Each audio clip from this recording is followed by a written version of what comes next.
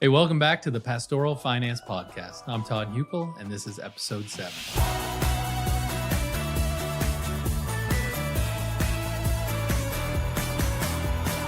I've sat in a lot of budget meetings, different churches, different cities, and the same 15 minutes every time.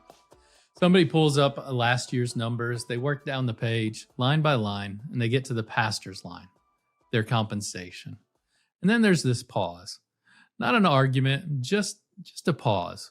Well, everybody kind of sits there and waits to see who's going to say something. Then someone at the table says, what'd we do last year? 3%? All right, let's do 3. That's the process. That's the whole thing. 4 minutes on the number that decides a family's life for the next 12 months. Now, I'm not telling you that to make anybody a villain. Those are good men who love their pastor. They just don't have a method. Nobody ever really gave them one. So here's what I'd ask you if we were sitting across a table somewhere. Do you know how your number got set? Not how much it is, I'm sure you know that. How it actually got decided, who said it, what they looked at, and why it landed there instead of somewhere else. Most pastors can't tell me, and it's usually because there's no answer to give. Somebody said a number a long time ago, maybe at the last transition, maybe before that, and the folks who were in the room are now gone. And every year since, the board just looked at last year's number, and they added a little, or they didn't if the offering was light. Run that for 15 years, and you end up somewhere. You just didn't get there on purpose. You drifted. And a number nobody decided is a number nobody can defend. Not the board, and not you either. There's something about church pay that makes it strange, and it's not the amount. At most jobs, there's one number, what you make. Everybody in the conversation means the same thing by it.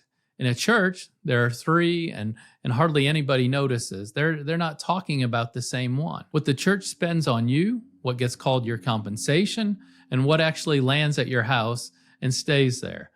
When your board chairman says, we take good care of our pastor, he's got the first number in his head. When you're at the kitchen table on Tuesday night doing the math, you're living in the third one. Same church, same pastor, 2 men being completely sincere, and each one thinking the other one has lost perspective. That's not a character problem, it's an accounting problem. So what's in the package? Cash? Salary? Obviously. The housing allowance designation, and let me be careful with this one because it gets misread constantly in both directions. A designation isn't extra money. It doesn't cost the church another dollar. It takes pay you are already getting and designates part of it as housing, so that part can come out from under federal income tax inside the limits. It's a tax treatment. It is not a raise, and a board that thinks it gave you one has miscounted. A health insurance or some piece of the premium, retirement if the church puts anything in for you, a SECA offset if you get one of those. That's the church helping with the self-employment tax that you owe because you're treated as self-employed for Social Security and Medicare, even though you're an employee for income tax purposes. It's that dual tax status. You know what I'm talking about. You felt it. And then there's usually one more line down there. Ministry expenses. That's the one I want to stay on because it does more damage than the rest of it put together. Ministry expenses, it's not pay. Mileage to the hospital, books, the conference, lunch with a couple that you've been counseling, gas to drive to a funeral. Those are the church costs. They run through your hands, but they're no more your compensation than the power bill is the janitor's compensation. And in church after church, they're sitting inside the pastor's number. Put figures on it. Say your package reads $70,000, and 6 of that 70 is money you spend on ministry every year and you never get back. You're not making 70, you're making 64 and funding $6,000 out of the church's ministry budget out of your own household. But the board says 70. The budget document says 70. And when a guy in the third row hears 70, that's the number that sticks. And you're at home trying to figure out why 70 doesn't feel like 70. Nobody lied to anybody. The categories are just wrong. Here's the good news on that. It doesn't take a raise to fix it. It takes an accountable reimbursement plan. Ministry expenses come out of the church budget as church expenses, documented and submitted, and they stop counting as your pay. You quit absorbing ministry costs. The church finally sees what ministry actually costs. Nobody loses anything. Now, we'll talk about this next week, and we'll dive into this a little deeper. And we'll talk about how those plans work, what makes one accountable as far as the IRS is concerned, and how to walk it into a board meeting without it sounding like you came asking for something. For today, just get the two categories separated in your own head. Pay is pay. Ministry expense is ministry expense. Say you get that cleaned up and you can finally see what you're actually paid. Then comes the obvious question. Is it right? And I have to be straight with you about that, about the data, because it's worse than people admit. Go looking for pastor salary numbers and you'll find national figures running from the high 40s up into the 70s. Same year, same country. The reason they don't agree is that you're not measuring the same thing. Some count cash salary, some count the whole package, some pull from job postings, which leans toward churches big enough to advertise, some fold in executive staff at multi-site churches, and that pulls the average up and away from most of us. When somebody tells you that average pastor makes such and such, the question is always, average of what? One of the best tools I know is churchsalary.com. What I like about it is it won't hand you one national number. It makes you filter church income, weekly attendance, region, your years of service, your education, your actual role. Because a pastor of 200 in rural Tennessee and a pastor of 2,000 outside of Seattle are not in the same conversation, and a national average pretends they are. Also check maybe with your denomination or network as well. A lot of networks and pension boards run their own compensation studies every year. Somebody has it, so ask for it. Now the part everybody dreads. Bringing up your own pay feels like the least pastoral thing you could possibly do. You're the one who preaches contentment. You're the one telling people not to let money drive them. And now you're going to sit in a board meeting and talk about yours? So don't. Ask for something else instead. You're not asking for a raise. You're asking for a method.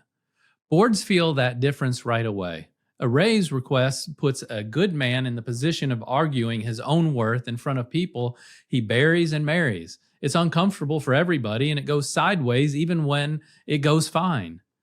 Asking for a method, though, it kind of sounds like this. I'd like us to have a way of setting pastoral pay that doesn't depend on me bringing it up. Here's a tool churches our size use. Could we see where we land, agree on a range, and put a review on the calendar every year? That's a different conversation entirely. You're not asking them to be good to you. You're asking them to govern well, and you're handing them what they actually need to do it.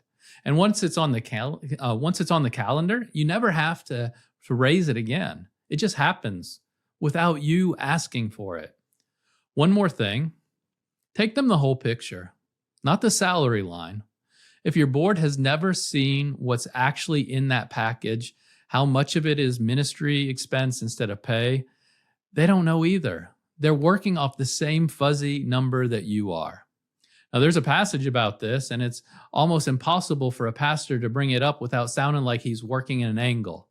So Paul tells Timothy that elders who lead well are worthy of double honor.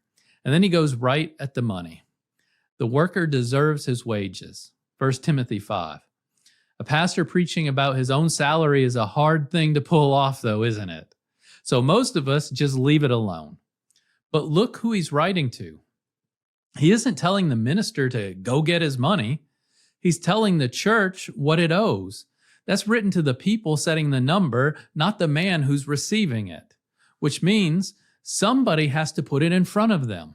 Somebody has to let the board know this belongs to them in order for them to steward it, and it isn't a kindness that they extend in a good year. That somebody doesn't have to be you standing there making a case for yourself. It can be a report, a policy, and a date on the calendar. Let the structure actually be the thing that does the asking. All right, if you're bivocational, this might sound like it's about somebody else. It isn't. You need to have those categories straight more than anybody, because you're the most likely one absorbing ministry costs into a household that's already carrying two jobs. The mileage, the materials, the conference you paid out of your own pocket and never mentioned, and the housing allowance still applies to your ministerial income, part-time or not, as long as it's designated in advance. I run into part-time and bivocational ministers all the time who've never had one housing allowance designation ever because it never occurred to anybody. That's real money, and it costs the church nothing. Ask for it. So here's where I'd land this. Your pay probably isn't a decision. It's a starting point, plus 15 years of small adjustments made in 4-minute conversations. Getting a method in place isn't about getting more. Sometimes you run the benchmark and it comes back fine, and that's worth knowing too. It's about the number being the result of something instead of an accident. All right, one thing this week. 2 figures, same sheet of paper. First one, what your church believes it provides you. The whole package, everything in it. Second one, what actually gets to your house and stays there after you back out every ministry dollar you cover yourself. Look at the space that's between them. That's the conversation, not your salary, that gap. And if that gap surprises you, come back next week because episode 8 is about closing it without anybody's pay changing at all. I've written more on church budgets and pastoral pay over at pastoralfinance.com. There's a church budget template there for you, free. If your board is pulling one from nothing, start there. One more thing before we go. I've got a new book coming out. It's called Don't Bury It. It's short on purpose. It's for the pastor who's been meaning to get this for about the last 9 years, and I'll let you know right here when it's available. A quick reminder before we go. This show is for education and encouragement, not personalized financial or tax advice. Before you act on anything, talk it through with a qualified professional who knows clergy taxes and your situation. Hey, thanks for spending this time with me. Go find your 2 numbers. I'll see you next time.